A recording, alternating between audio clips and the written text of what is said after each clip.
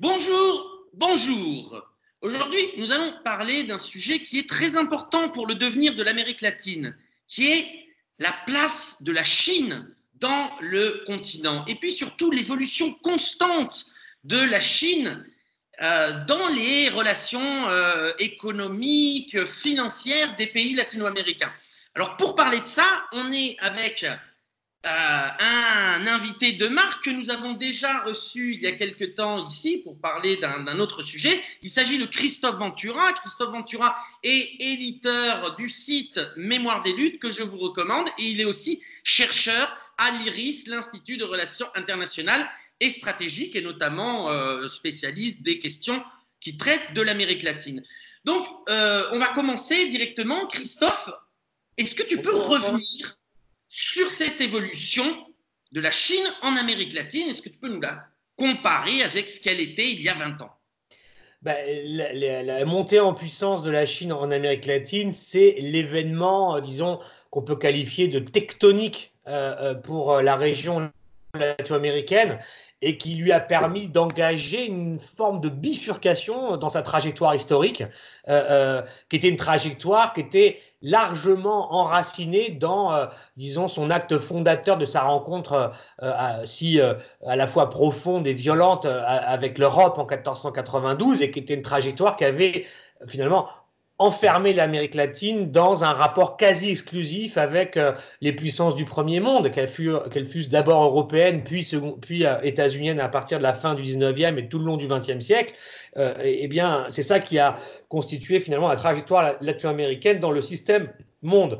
L'arrivée de la Chine dans la région, alors la Chine a toujours eu des relations là aussi très longue avec les pays latino-américains. En réalité, il y a des échanges commerciaux, des liens, des comptoirs depuis des siècles. Tout au long du XXe siècle, les rapports diplomatiques entre la Chine et les pays latino-américains existaient, etc. Mais enfin, en tout cas, il y a un moment qui est cardinal dans la relation entre la Chine et les pays latino-américains, c'est l'année 2001. C'est l'année où la Chine intègre l'Organisation mondiale du commerce et devient un acteur, pour devenir l'acteur avec un grand L,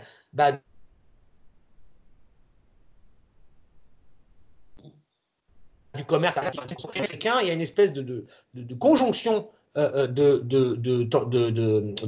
courbes. La première courbe, c'est les changements politiques en Amérique latine, puisque c'est le moment où bat son plein le nouveau cycle politique de gauche ou progressiste ou national populaire ou post-néolibéral, c'est un peu plus jargonneux, mais en gros, c'est ce cycle-là qui bat son plein sous l'impulsion d'Hugo Chavez au Venezuela, et en 2001, eh bien, se prépare l'arrivée au pouvoir de Lula au Brésil pour son premier mandat, quand à côté de chez lui, l'Argentine est en train de s'effondrer économiquement et va mettre au pouvoir le kirchnerisme pour les 12 années qui vont suivre. On est dans cette époque-là, avec des impulsions importantes pour ces gouvernements qui visent à relâcher la tutelle qu'exercent les Américains et les Européens sur leur économie pour les diversifier, en fait, leurs économies, et pour chercher des nouveaux partenaires politiques et géopolitiques aussi. Ça, c'est la première courbe. La deuxième, c'est justement l'arrivée de la Chine dans cette année-là, dans l'OMC, et le fait qu'il va y avoir un effet d'aubaine exceptionnel pour les pays latino-américains de trouver un nouveau partenaire géoéconomique et géopolitique, la Chine, qui, elle, va avoir besoin, en contrepartie, de ce que peut lui apporter les pays latino-américains en matière d'abord économique, d'approvisionnement et de sécurisation de ces approvisionnements de matières premières, tous azimuts, pour son développement. Donc la relation, elle naît à ce moment-là, elle se fonde, elle se forge, elle se consolide, et aujourd'hui, elle est systémique, puisque au moment où on se parle cette année, eh bien, la majorité des pays latino-américains ont pour premier partenaire commercial la Chine, et non plus les États-Unis, et encore moins les pays européens pris séparément. Donc aujourd'hui, la situation, c'est que le Brésil, le Pérou et d'autres pays ont pour premier partenaire la Chine. C'est un changement de trajectoire très important dans l'histoire des pays latino-américains. Et la Chine, aujourd'hui, de son côté, considère l'Amérique latine comme un partenaire prioritaire. Alors c'est important de le dire, parce que pour les Chinois, l'Amérique latine est un partenaire stratégique, et ils considèrent les pays latino-américains comme des pays qui sont dans un moment historique et un niveau de développement égal à la Chine. Ça veut dire que pour les Chinois, l'Amérique latine est différente de l'Afrique, par exemple. Parce que pour les Chinois, les pays africains ne sont pas au même niveau qu'eux, en quelque sorte, et ils n'ont pas les mêmes relations avec les pays africains qu'ils ont avec les pays américains, parce qu'avec les pays américains, ils veulent un partenariat et une coopération de long terme. Ils veulent des relations qui ne soient pas strictement économiques. Ils veulent des relations qui soient aussi politiques et géopolitiques. Ça, c'est dans la vision inscrite dans les livres blancs, comme on dit, de la politique étrangère chinoise et qui cadre la relation avec les pays américains avec qui ils veulent des relations mutuellement gagnantes, comme disent les Chinois, gagnant-gagnant et mutuellement bénéfiques. C'est les expressions de la diplomatie chinoise. Donc on est là-dedans. Ça veut dire quoi? Ça veut dire que, en termes d'horizon, eh bien, les relations entre l'Amérique latine et la Chine devraient être des relations qui dépassent la simple asymétrie d'un fournisseur de matières premières à une puissance qui va bientôt remettre en cause l'hégémonie nord-américaine sur le monde, qui est déjà en train de le faire. C'est pas seulement ça. C'est pas seulement d'être fournisseur et de rentrer dans une nouvelle dépendance, en quelque sorte, des Latino-Américains, cette fois-ci avec les Chinois en lieu et place des Américains. Le défi, et il est discuté comme tel par les acteurs, parce que souvent les gens ne savent pas, c'est de passer de ce stade-là à un niveau de développement et de relation qui soit celui d'interdépendance entre les Chinois et les Latino-Américains. Et c'est ça qui doit être discuté aujourd'hui dans des forums, comme par exemple le forum de coopération de la CELAC, la communauté des États latino-américains et caribéens, qui va, au mois de novembre prochain, à Shanghai par exemple, rencontrer justement la Chine pour négocier plutôt dans un cadre multilatéral avec les Chinois plutôt que bilatéral. Et ça, c'est des choses qui sont encore incertaines. On ne sait pas si ça va réussir. Mais enfin, ce sont des évolutions, des dynamiques qui nous indiquent, en tout cas, les changements vers lesquels on va au XXIe siècle. Oui, puisque au sein de ce partenariat CELAC, donc la communauté des États latino-américains qui regroupe tous les États du continent, du Mexique jusqu'à l'Argentine et les pays caribéens, à l'exclusion des États-Unis et du Canada. Donc, dans le partenariat CELAC-Chine, on parle de nouvelles routes de la soie, d'investissements très forts de la Chine dans l'infrastructure des pays latino-américains. Évidemment, la Chine a aussi prêté de l'argent à certains pays latino-américains. Il y a des accords bilatéraux. Est-ce que la Chine, est-ce que l'Amérique latine aujourd'hui peut se passer de la Chine? Et j'en voudrais pour exemple le Brésil, évidemment, puisqu'on se rappelle que Jair Bolsonaro avait un discours très dur durant sa campagne contre la Chine. Il avait été visiter Taïwan, ce qui n'avait évidemment pas manqué d'énerver ou d'agacer un peu les responsables chinois. Et puis, quand on regarde les chiffres du commerce extérieur brésilien, on se rend compte que 26% des exportations vont en Chine et que 70% de ces exportations sont concentrées dans l'agrobusiness, c'est-à-dire dans les soutiens de Jair Bolsonaro et puis dans l'énergie aussi. Donc même une personnalité, on va dire, un peu querelleuse par rapport à la Chine et surtout alignée sur les États-Unis de Trump et sur Washington en règle générale, comme Jair Bolsonaro, finalement, peut pas vraiment se passer de la Chine, même si il compte prendre ses distances avec la CELAC et encore cela. Il compte prendre ses distances avec le partenariat Chine-CELAC, mais encore nous verrons bien jusqu'où cela se fera évidemment politiquement. Est-ce que l'Amérique latine peut se passer de la Chine aujourd'hui? Non, je crois que l'Amérique latine ne peut pas se passer de la Chine aujourd'hui. Comme je disais, la relation, enfin, c'est irréversible. Les liens latino-américains et chinois sont désormais inscrits pour, disons, encore une fois, participer de l'ADN latino-américain, si j'ose dire. Et d'ailleurs, ceux qui ne s'y trompent pas en la matière, c'est Washington, précisément. C'est ce que j'allais te demander. Quelle est la réaction de Washington? Ça ne doit pas non plus les amuser beaucoup. Washington est très mauvaise.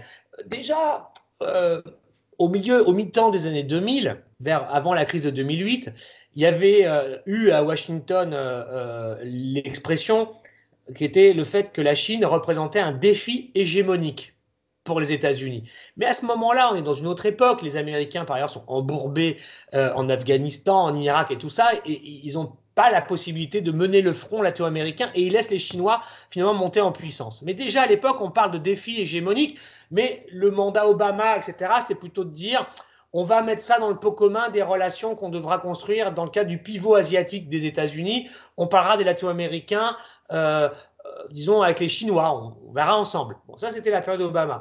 Puis finalement, la montée exponentielle des relations avec la Chine a fait qu'on est passé de la notion du défi hégémonique à celle qui prévaut maintenant, qui est exprimée dans les mots par Mike Pompeo et Rex Tillerson, qui est l'ancien avant Pompeo. On est passé de la notion de défi hégémonique à celle de menace pour la sécurité nationale.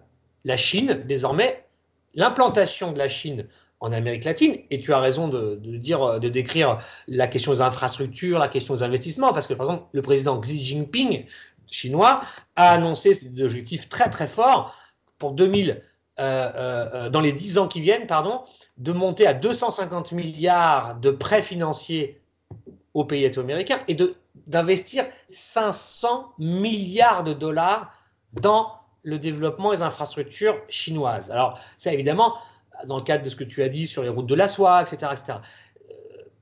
Pour les Américains, c'est insupportable. Parce que les Chinois sont aujourd'hui déjà plus prêteurs que la plupart des bailleurs internationaux traditionnels, la BID, la Banque américaine de développement, le Fonds monétaire international.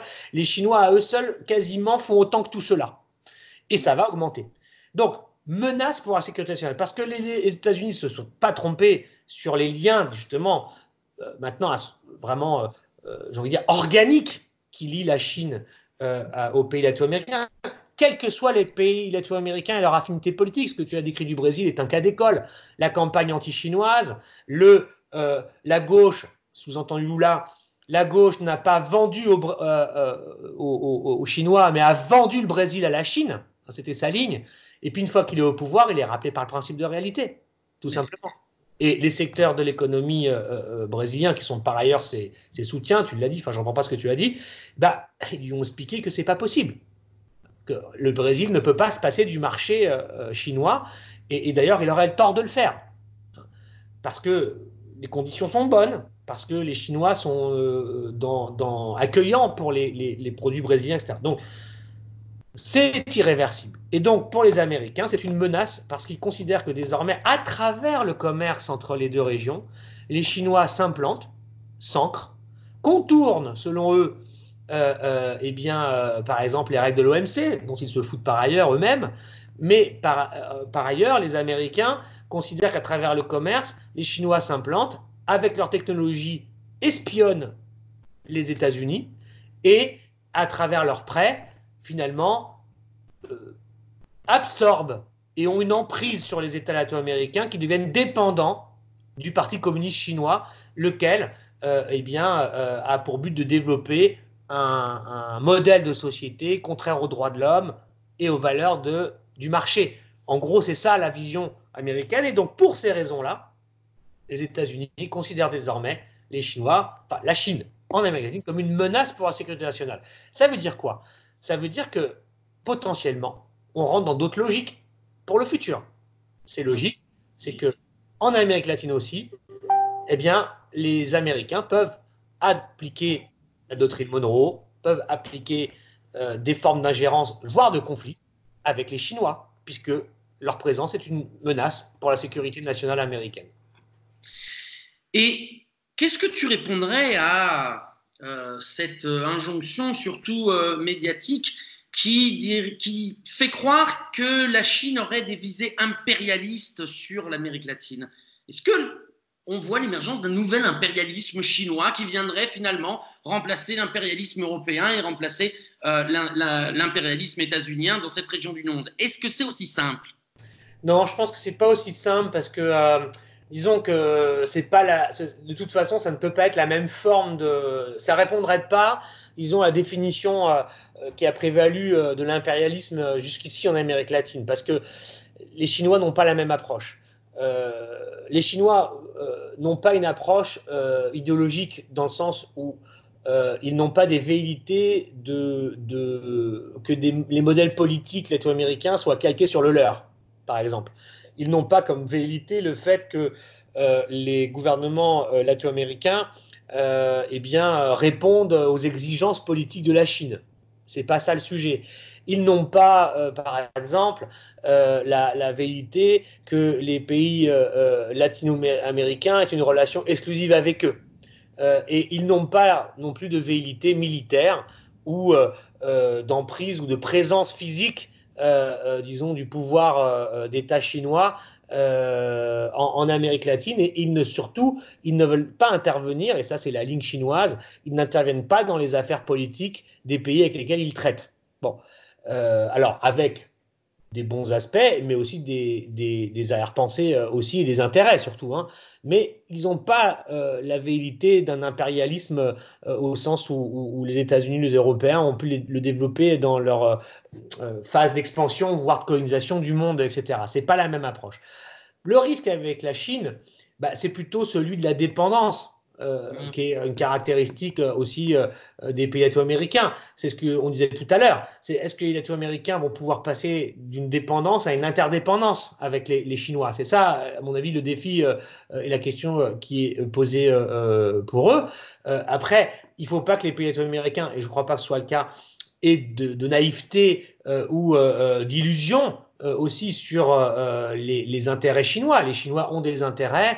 Leur intérêt, on l'a dit, c'est de maîtriser un approvisionnement, le sécuriser, c'est d'avoir des fournisseurs de matières premières pour leur propre développement.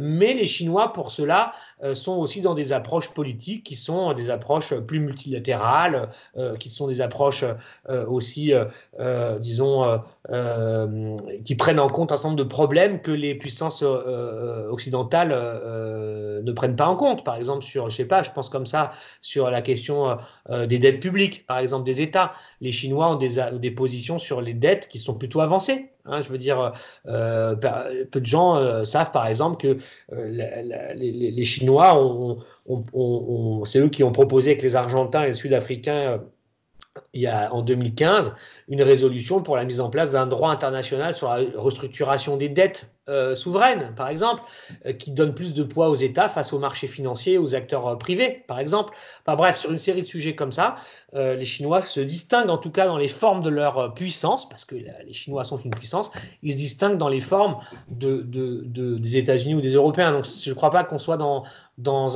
une approche qui soit impérialiste au sens où on l'a connue auparavant. Bon, là, on est dans un grand jour. On a fait moins de 20 minutes pour l'instant. Alors, bravo, parce que généralement, quand on est avec Christophe, on aime bien bavarder. C'est tellement intéressant. Christophe, je te remercie. Merci.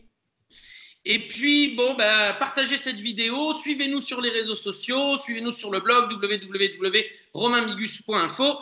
Et à bientôt.